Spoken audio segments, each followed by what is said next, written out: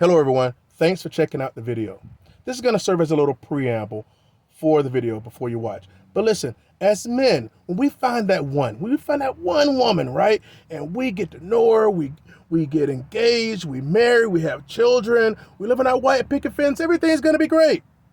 But the numbers state, still well over 50%, that marriages don't last. They end up getting divorced. That's not even to count the marriages that are unhappy that stay together for no reason.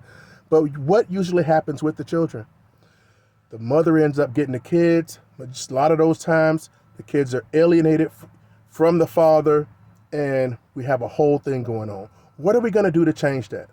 We can do something to change that. My mission is to educate men, educate fathers, present and future fathers, how to maneuver and how to behave to make sure you don't lose a position in your kids' lives. Share this video if you get any value from it. Let's go.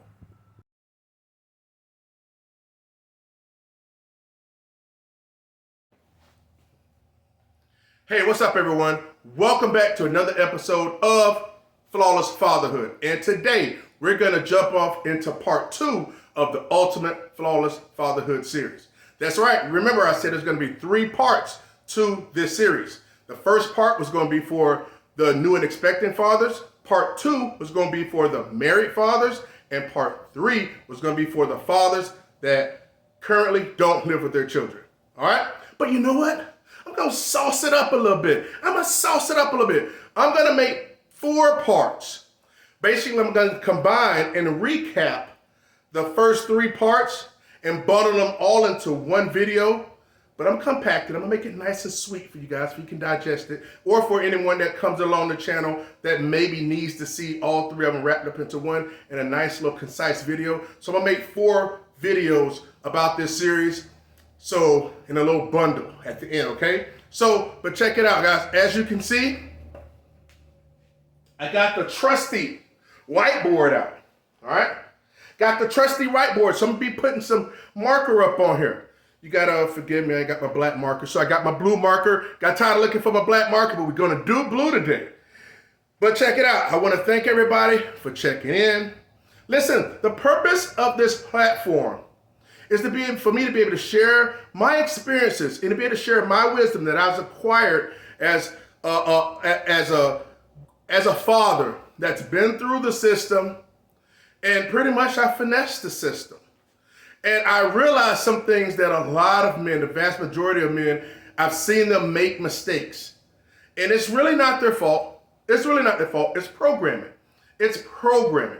But I'm in the business of deprogramming what men, fathers, and future fathers have learned and how they behaved and how they've made missteps in their lives. So hopefully, because I believe it's all of our responsibility. It don't matter if you're on the bad end of family law or if you're currently in a good space in the family law system, if you have your kids.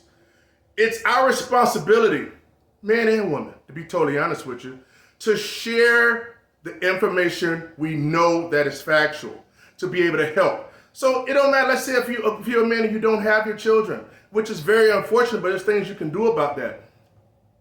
And again, that's part of sticking with the channel, so making sure you like and subscribe. And if anybody gets any type of substance or any type of value from it, make sure you subscribe to the freaking platform and actually share the videos as well. It goes a long way. You know, look, I feel as if I went through these situations for a reason. And I'm very passionate about this. I'm an open book, and you'll see why. It's our responsibility to be able to share. So if you got a little brother, a younger cousin, or whatever, to be able to share this information with them so they don't make the mistakes that other fathers have made to get them to, basically get finessed off out of their freaking kids' lives, all right? The objective is to stay in your children's lives regardless of what happens, because your child is your blood. That's your bloodline, all right? Your wife or your husband is not your bloodline, okay? Look, that's a fact. That's a fact. I'm not saying, oh, you're not one under the covenant of God and all that, but no, they're not your blood. You know what? I don't have my ex-wife's name here. I got my son's nickname, my middle son's nickname, and my youngest son's nickname, all right? That's my legacy, all right? And I'm sure you guys have a legacy as well. So don't think that divorce can't happen to you. Please don't feel like, oh my God, she means the world to me. We went to marriage counseling and it works. I just feel it in my heart. You're likely to be left out on an island begging for your kids to come back. The divorce rate is still well over 50%. So protect yourself. Have the insurance, okay? I'm not wishing for your marriage to fail, but I want you to be protected because you guys don't know me, okay? But I know that I don't want you to be a statistic, okay? See, that's the difference. You guys don't know me, but I know that I don't want you guys to become a statistic, all right? Tongue twister. Let's get to it, all right? Now, there are going to be 5 steps here. 5 steps, and these are the exact 5 steps that I used in maintaining a position to where I was able to become the primary residential parent for my 2 sons at the time that were 9 and 4 through a divorce in 2006. Guys, I was 29 years old. I'm 47 now. I was a little boy mentally then. And guess what? Somehow I didn't get finessed by the system. You want to know why? Because I valued having them in my life, born so that having and keeping my ego and begging for some woman that didn't want to continue to live with me. All right? Well, be with me. All right? This is not to say it was her fault or anything. At the end of the day, we got married at 19 years old, which is stupid, I think, but I digress. Let's get into it. First things first. Number 1, this is, I'm going to make sure I put husbands. Husbands edition. All right? Yeah, I know I write like a girl. I got great penmanship. Won the award for freaking best. Hold on, pause out real quick. Won the award for best handwriting, cursive handwriting in the 4th grade. That's one of my best awards. So, let's get to it. Number 1. Hope you guys can see that well. Is do not leave the home. Do not leave the marital home. Okay? Do not leave the marital home. So many men, we've been programmed through movies, television, what other men have been doing, other husbands have been doing in life, to whenever there's an argument or a little fight, guess what we do? When the wife says, you gotta leave, you gotta get out of here. No. Do not leave. I don't care if you got to go sleep on the couch, which I don't condone that mess either. If anybody, look, don't, that's a whole other story. Do not leave the home. You make sure you wake up and you're in the same house as your children. I don't care if you're going out there, oh, we're just going to take a separation for a month. I'm going to leave so the kids don't have to see this turmoil. No. You want me to tell you why? Because when you do that, when you step out of that home to reside somewhere else, I don't care for what period of time it is. The system will see that as abandonment and will light you up in court. They will see it as if you abandoned the children, even though you necessarily didn't walk away from the children, but that's how they will see it. You want to know how I know that? I know that because that's what I used against my wife at the time, my ex-wife, when we went through a divorce. I didn't leave the home. She didn't try to get me out of the home. She actually tried to leave the home. That brings me to my second factor. Number 2. Come on, Marcus, back right. Don't try to run on me. Do not allow the wife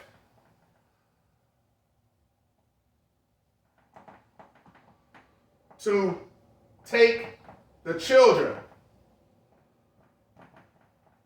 from the marital home. Do not allow the wife to take the children from the marital home. Don't allow that. All right? I'm repeating it just in case you can't see, because I really can't, Don't allow to take it out of the marital home. I'm going to give you an example. I'm going to tell you how I know this. Because when we went through our separate little situation and when she was leaving for essentially the second time, I didn't leave no one time. And I called the police because things had got a little extra, And I held the kids when the police came, and she was like, come on, this and that. And I held the kids back. One was here and one was here, and I held them back like this. Had my arms in a 45-degree angle. Oh, no. She started crying like, oh, see your officer, this and that, blah, blah, blah. But guess what? The officers did not have the authority to make me leave, let her take the children from the marital home, because that's where they resided. And we were married. So I had this equal rights in the eyes of the law for the children. And now if I let her take them and establish residence somewhere else, then I'm cutting my own throat. Don't do that. Don't think of this, oh man, I get to see my kids when I want to. I go out here and have this fun and deal with these broads. No, that's a childish way of thinking. And so many men have done that. Let the woman, either they leave the house or let the woman take the kids from the house. Wrong, mistake, don't allow that. Guess what? The actual officers asked me, hey, could you let her take the kids? I said, no, the kid's not leaving. She told her, hey, listen, we can't allow him to take, we can't make him take it. So if you want to leave, he's giving you the second vehicle. So if you want to leave, you can leave. And guess what? She left. She left. And at that point in time when she left, I had done enough research in 2006 to where I knew, yeah, you thought you had it all figured out. And that was the first leg up for me because she left the marital home. Do not leave the marital home. Damn it, when the marker's running. And do not allow the wife to take the children from the marital home. We're going to deal with it because we get around here. Number 3 is once she's left the home. Listen, this is about the children. This is about maintaining, anchoring yourself in your fatherhood time into your child's life. Okay? Because they're your blood. Okay? Not the wife, not the husband. Look, sometimes women go through these situations too. I know it may seem like it, but I am not pro-man. I am not anti-woman. I am pro-adequate timeshare between both parents regarding the child. That is what I'm pro. Okay? I don't give a crap about nothing else. Now, sometimes it's not fitting for it to be 50-50 in the father's case or in the mother's case. But I feel the majority of the times it is plausible for that to actually happen. But the system don't like that though, does it? But this is how you maneuver. Number 3, I don't like the way that's running. Initiate the divorce.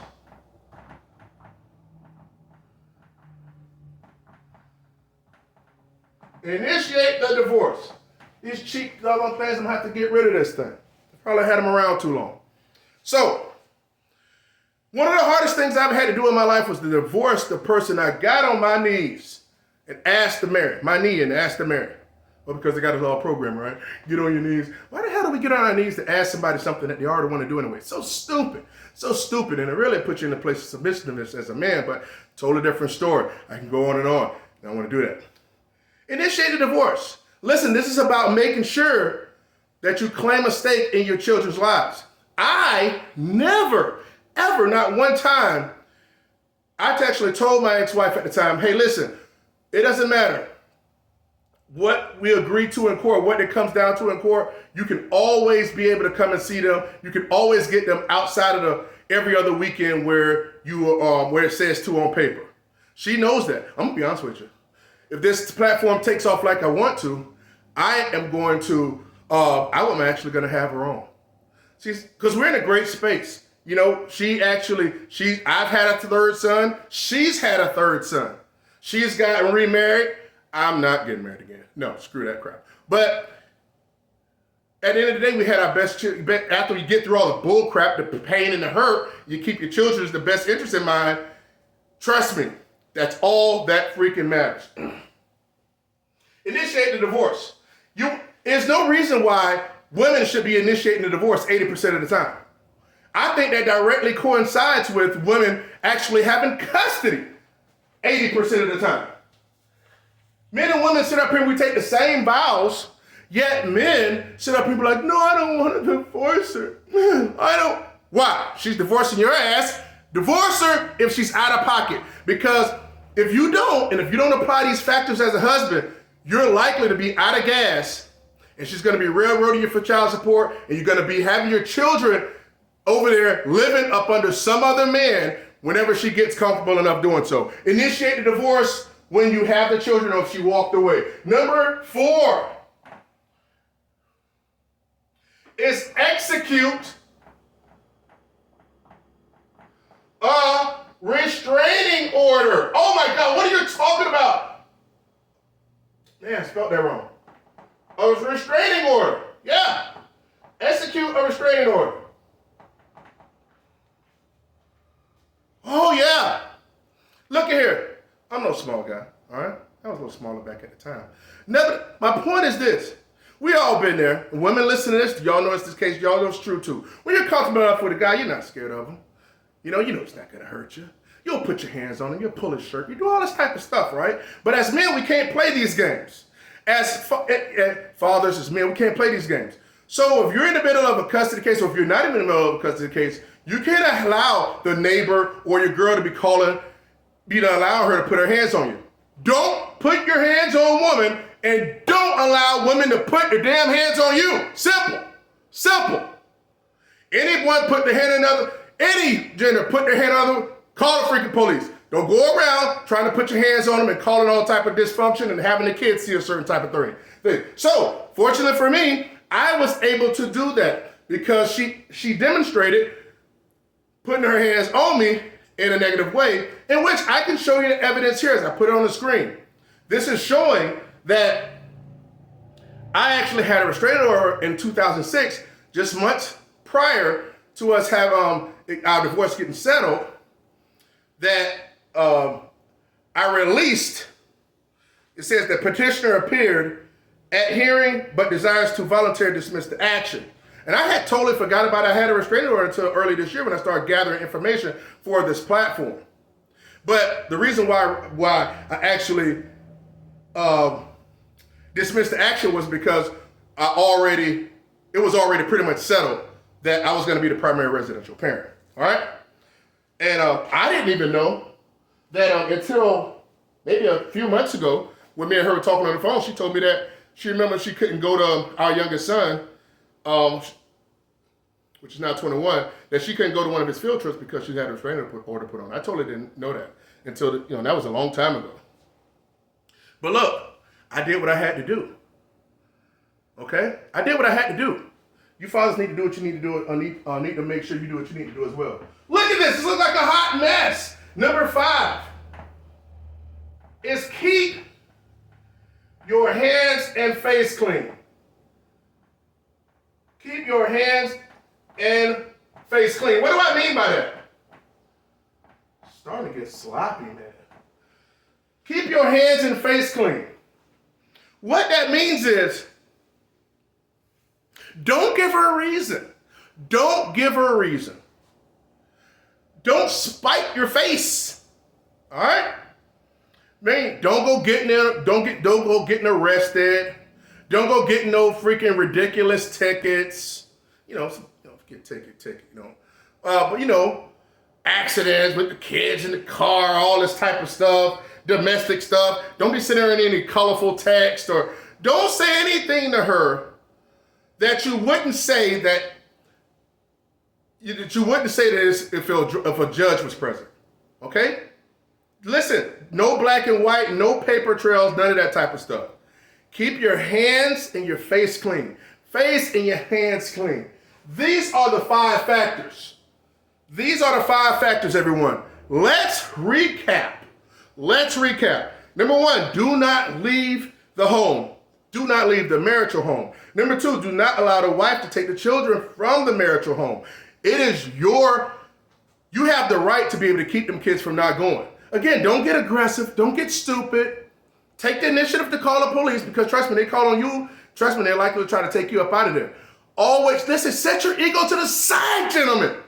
Damn it, this is the recipe here. This is it. This is the blueprint, okay? Get it done. Be a flawless freaking father. You can do it. Share this information. Don't be selfish. 3, initiate the divorce. Nobody's promised to be. Listen, this woman don't belong to you. Hell, you don't belong to her. Things happen. You just were supposed to live together for certain chapters in your life, and that's it. Life isn't one huge chapter. It's several chapters in your life, in your book of life. Stop trying to drag crap to the chapter after chapter that's not supposed to be there. So initiate the divorce is number 3. 4, execute a restraining order. 5, keep your face and your hands clean. I did nothing less, nothing more, nothing less to secure my kids in a divorce. Damn it, you can do it too. Now on top of that, was able to secure my youngest son 50-50, where I have a week on, week off, week to week, 50-50 physical, not that bull crap, just legal time, legal, 50-50 legal, that's crap.